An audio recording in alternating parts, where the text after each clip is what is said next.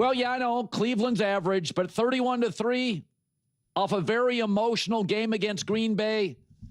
Chicago just checks too many boxes not to be a team that couldn't possibly make the NFC Championship. They're great in cold weather, sort of matters in the NFL. Playoffs are in January. They constantly win the turnover battle. Offensive coach, dynamic quarterback. They can run the ball and dominate time of possession. I don't even know how this was a touchdown pass. May have been the pass of the season by Caleb Williams. They're good on third down. There are certain boxes. You don't have to be great everywhere to make a conference championship. You can't be terrible anywhere. And they're not.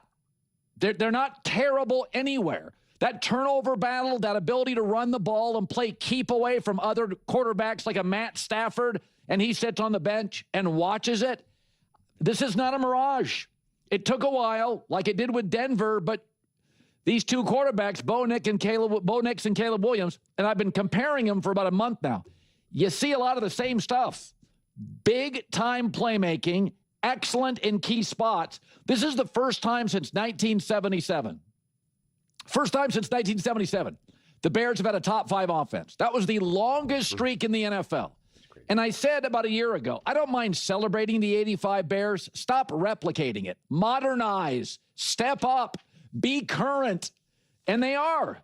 Yesterday was an easy chance to take your foot off the gas. Big favorite, lousy Browns at home, really cold. Instead, they were efficient and balanced.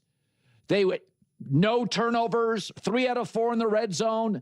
And I think it's really hard. I've said this. Ben Johnson is the best first-time head coaching hire since Sean McVay. And I was in L.A. when McVay got hired. The Bears last year were a wreck. The Rams with Jeff Fisher were a mess. And this guy it's very difficult to develop a young quarterback and simultaneously win games. And that's what they're doing. And we've seen it. They were bad operationally about 12 weeks ago. I mean, they've cut down on that. Not a lot of penalties, balanced, no turnovers, win the turnover battle. This is a city that loves its defense, like Pittsburgh. They want to spend money on defense. Young kids got money, wants to spend it on candy. They want to spend it on pass rushers and corners and linebackers and safeties. And instead, they rebuilt the interior of the O-line. That's what Chicago did. So this is impressive. They check too many boxes not to be a team capable of getting to a conference championship. And here's the coach after. I think we got a really good big picture view of where we are and where we're going and what we need to do in the here and the now. Does winning 10 games mean anything to you? Not really.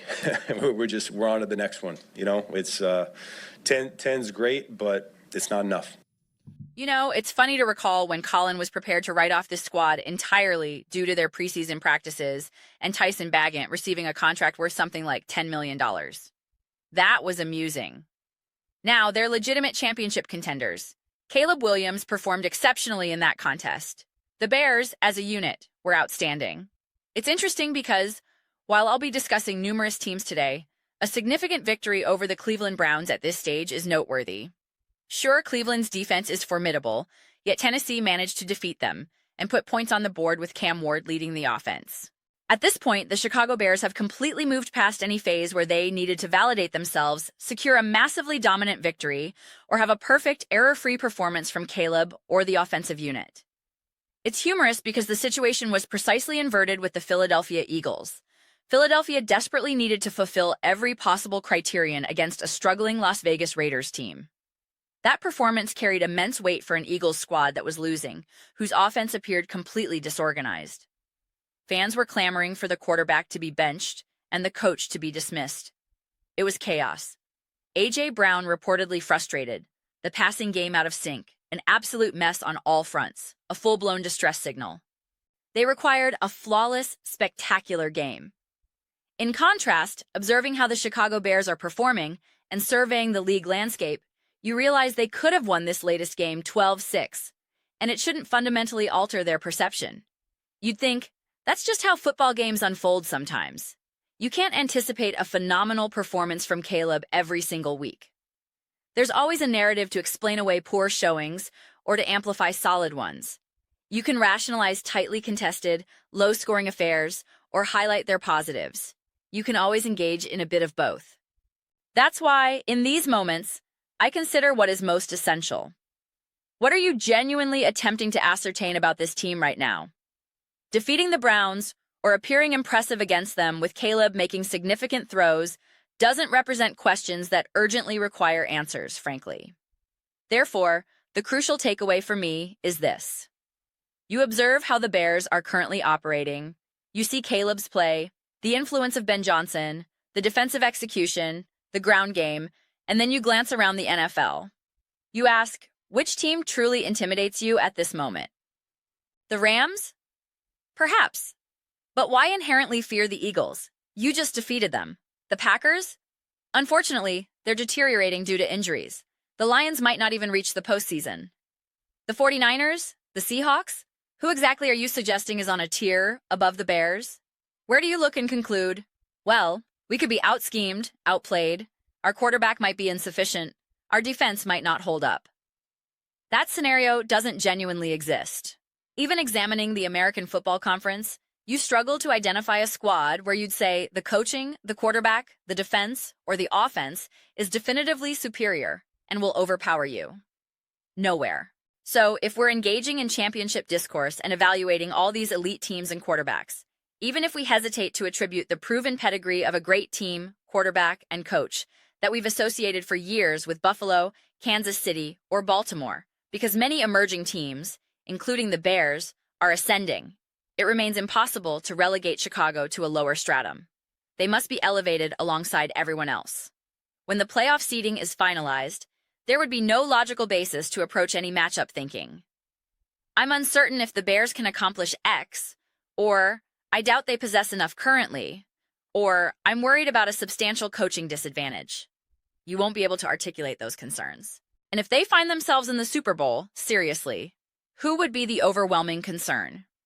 The most considerable apprehension would technically be Josh Allen, because, as always, he possesses the capacity for the extraordinary at any instant. That's valid. But if you confront Denver, New England, Jacksonville, the Chargers, Pittsburgh, or Baltimore, you simply would not place yourself beneath them.